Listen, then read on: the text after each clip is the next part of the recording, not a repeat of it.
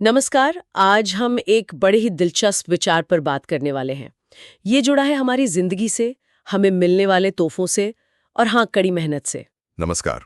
हाँ, ये एक ऐसा टॉपिक है जिससे हर कोई कहीं ना कहीं रिलेट कर पाता है। बिल्कुल।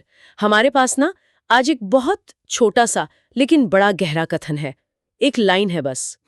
और ये इस बारे में है कि जिंदगी में हमें चीजें असल में मिलती कैसे हैं, या शायद मिलनी कैसे चाहिए। अच्छा। तो आज हम इसी लाइन को, इसी विचार को थोड़ा खोलेंगे, परत दर परत समझने की कोशिश करेंगे कि इसका मतलब क्या है और आज ये हमारे लिए कितना जरूरी है। हाँ, इसकी गहराई में उतरते हैं। ठीक है, तो चलिए इस विचार को थोड़ा और गहराई से समझते हैं। इसका जो मूल भाव पकड़ में आता है ना, वो ये है कि जिंदगी में जो असली तोहफे हैं, मतलब जो सच में वैल्यूएबल है, वो कोई लॉटरी या किस्मत की देन नहीं होती। अच्छा। बल्कि वो हमारी अपनी कोशिश, हमारी मेहनत, जो हमने पसीना बहाया है, उसका नतीजा होते हैं। यानी कि कमाई हुई चीजें। हाँ बिल्कुल, कमाई हुई चीजें। अब वो कथन सुनिए, वो है, लाइफ में कभी गिफ्ट नहीं मिलता है, उसे हार्डवर्क से हासिल किया जाता है, वही फिर हमारे लिए गिफ्ट बन जाता है। सीधी बात। हाँ, एकदम सीधी। अब पहली बार सुनने में ये बात ना बहुतों को शायद मोटिवेटिंग लगे, सच्ची लगे। हाँ, लग सकती है, पावरफुल स्टेटमेंट है। पर क्या ये थोड़ा कठोर भी नहीं लगता? मतलब क्या सच में जिंदगी में कुछ भी बिना मेहनत के मिल ही नहीं सकता?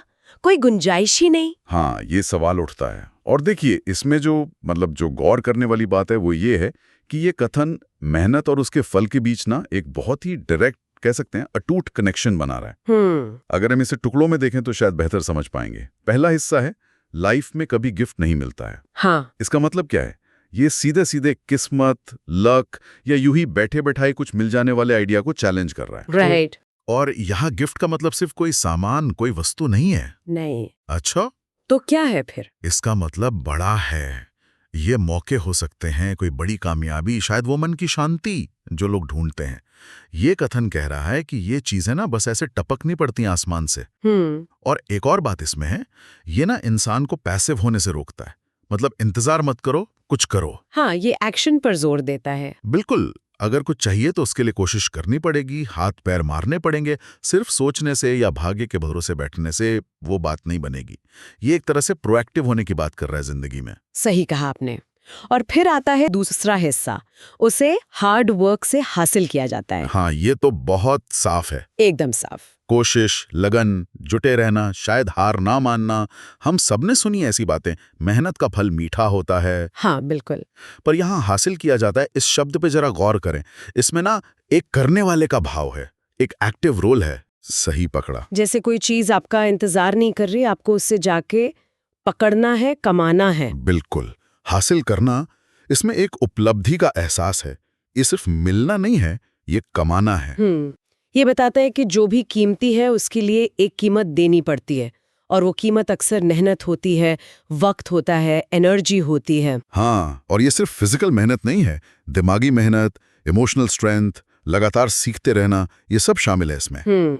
ये उस पूरी प्रक्रिया की तरफ इशारा कर रहा है जिससे गुजर कर ही कुछ मीनिंगफुल मिलता है। ये हुई ना बात। पर मुझे जो हिस्सा सबसे ज्यादा सोचने पे मजबूर करता है, वो तीसरा है। वही फिर हमारे लिए गिफ्ट बन जाता है। हाँ, ये पॉइंट कमाल का है। ये कमाल की बात है। ये नहीं कहा कि मेहनत से आपको गिफ्ट मिलेगा, नहीं। ये कह रहा है कि वो जो हासिल हुआ ना मेहनत से, वही गिफ्ट है। मतलब वो नतीजा ही उपहार है। हाँ, ये जो ट्रांसफॉर्मेशन है ना, ये बहुत जरूरी है। यहाँ गिफ्ट की परिभाषा ही पलट दी गई है ना? आमतौर पे हम गिफ्ट क्या मानते हैं? जो किसी और से मिले बिना हमारी सीधी मेहनत के। हाँ, बर्थडे गिफ्ट या दिवाली गिफ्ट जैसा। बिल्कुल।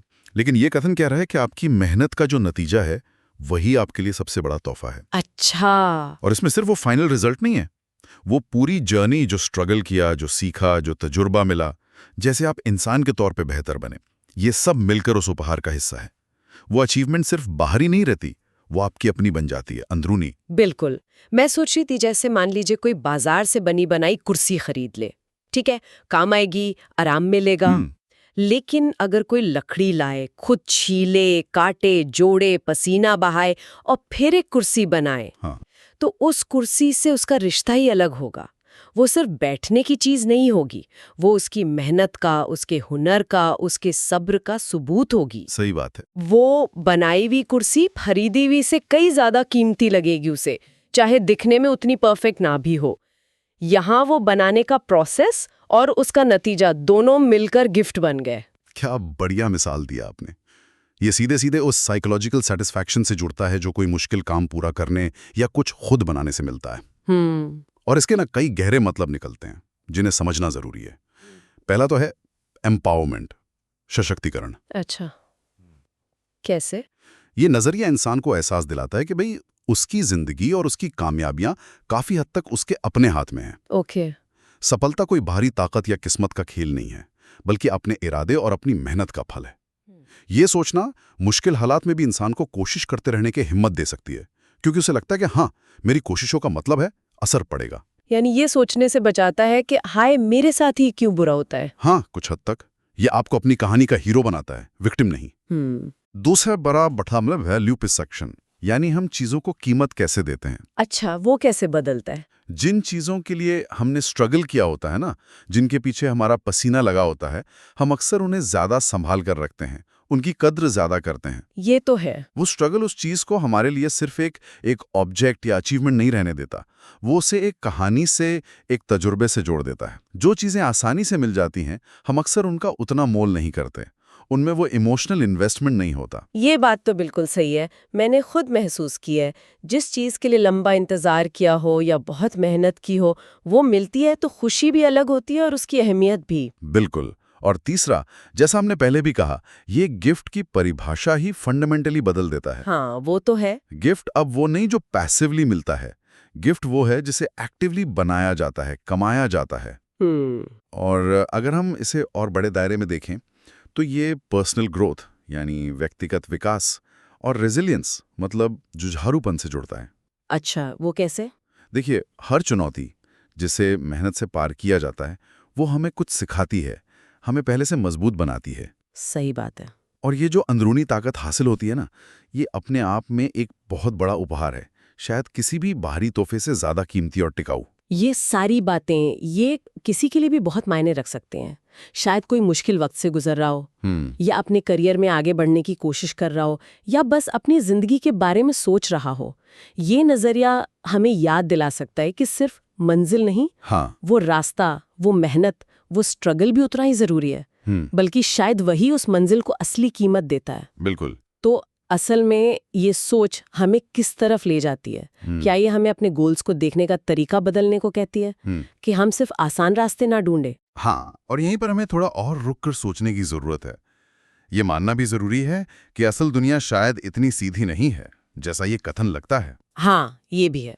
कुछ लोग सवाल उठा सकते हैं, वो कह सकते हैं कि भाई क्या ये नजरिया किस्मत, चांस, प्रिविलेज यानी जो शुरुआती बढ़त मिली होती है? हाँ, या सामाजिक आर्थिक हालात। बिल्कुल। क्या ये उन सब की भूमिका को एकदम नजरअंदाज नहीं कर देता? सही पॉइंट है, क्योंकि ये भी सच है कि दो लोग बराबर मेहनत करें फिर भी नतीजे अलग हो सकते हैं, उनके शुरुआती हालात अलग हो सकते हैं, मौके अलग हो सकते हैं। हाँ, रास्ते की रुकावटें अलग हो सकती हैं। बिल्कुल, किसी को शायद अच्छी पढ़ाई मिली हो, अच्छे कॉन्टैक्ट्स हों, परिवार का सपोर्ट हो जो उसकी मेहनत को और असरदार बना दे, और किसी को शायद बिल्कुल जीरो से शुरू करना पड़े, हर कदम पर मुश्किलों से लड़ना पड़े। हाँ, ये बाहरी फैक्टर्स तो होते ही हैं। बेशक होते हैं, लेकिन यहाँ जो जरूरी बात है समझने की वो ये है कि हमारा जो सोर्स है, ये कथन, वो इन बाहरी फैक्टर्स पर कमेंट नहीं कर रहा है। उसका फोकस बहुत नैरो है, बहुत स्पेसिफिक है। अच्छा, मतलब वो इन्हें इग्नोर कर रहा है। इग्नोर नहीं कर रहा, पर वो उनके बारे में बात नहीं कर रहा। वो ये नहीं कह रहा कि बाहरी दुनिया की मुश्किलें हैं ही नहीं। नहीं। तो फिर वो एक खास नजरिए पर जोर दे रहा है। वो कह रहा है कि आपके अपने कंट्रोल में जो चीज है, यानी आपकी मेहनत, आपकी कोशिश, वही आखिर में आपके लिए असली उपहार बनाती हैं।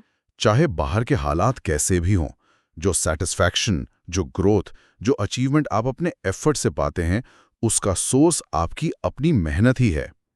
तो स्रोत का जोर इस बात पर है कि उपहार का जन्म आपकी अपनी हार्डवर्क से होता है, भले ही उसका साइज या शक्ल बाहरी फैक्टर से असरअंदाज हो। ये इंटरनल लोकस ऑफ कंट्रोल और पर्सनल एजेंसी पर जोर देता है। अच्छा, तो मतलब ये हुआ कि ये कथन बाहरी सच्चाई को अनदेखा नहीं कर रहा, बल्कि ये फोकस शिफ्ट कर रहा है। बाहर के हालात पर रोने के बजाय अपने हाथ में जो है यानी मेहनत, उस पर ध्यान लगाओ। सही कहा आपने। और कह रहा है कि इसी मेहनत से जो मिलेगा वही असली कमाई है, असली तोहफा। बिल्कुल, ये एक तरह का माइंडसेट शिफ्ट है। तो इस सारी बातचीत से जो निचोड़ निकल कर आता है वो ये है कि जिंदगी में जो चीजें सच में मायने रखती हैं, जो हमें गहरी खुशी देती हैं, वो अक्सर आसानी से या मुफ्त में नहीं मिलती। उन्हें कमाना पड़ता है, लगन से, मेहनत से, शायद मुश्किलें झेल कर।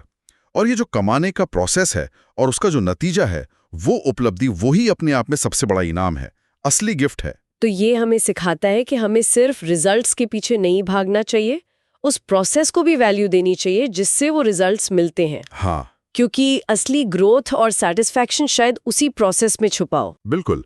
और आखिर में ये हमें सोचने पर मजबूर करता है कि जो उपलब्धियां हमने कमाई हैं, उनकी प्रकृति क्या है। वो कैसी होती हैं? जो चीज हमने अपनी मेहनत से, अपने दम पर हासिल की है, वो हमारे वजूद का हिस्सा बन जाती है, हमारी कहानी का हिस्सा। सही बात है। उसका मूल्य अक्सर वक्त के साथ कम नहीं होता, बल्कि शायद बढ़ता है, क्योंकि वो हमें हमारी काबिलियत की याद दिलाती है। इसकी तुलना में जो उपहार बिना मेहनत के मिले, वो शायद थोड़ी देर की खुशी दे, लेकिन उनमें वो गहराई, वो टिकाऊपन नहीं होता। वो हमारी पहचान से उतने गहरे नहीं जुड़ते। मेहनत से मिली कामयाबी हमारे आत्मविश्वास को, हमारे सेल्फ एस्टीम को परमानेंटली बढ़ाती है। ये बहुत गहरी बात कही आपने। और अब जब हम इस बातचीत के आखिर में आ रहे हैं तो सुनने वालों के लिए एक सवाल छोड़ जाते हैं। जरूर। ये सवाल सीधे तौर पर हमारे सोर्स में नहीं है, लेकिन हमारी इस बातचीत से उभरा है। सवाल ये है, अगर ये सच है कि कड़ी मेहनत और स्ट्रगल ही किसी अचीवमेंट को असली गिफ्ट बनाते हैं, तो क्या ये हमारे लक्ष्य चुनने के तरीके को बदल सकता है? क्या किसी गोल से जुड़े स्ट्रगल की संभावना, उसका मुश्किल होना, क्या ये चीज उस गोल को हमारी नजरों में और ज्यादा कीमती या आकर्षक बना सकती है? सोचिएगा इस पे।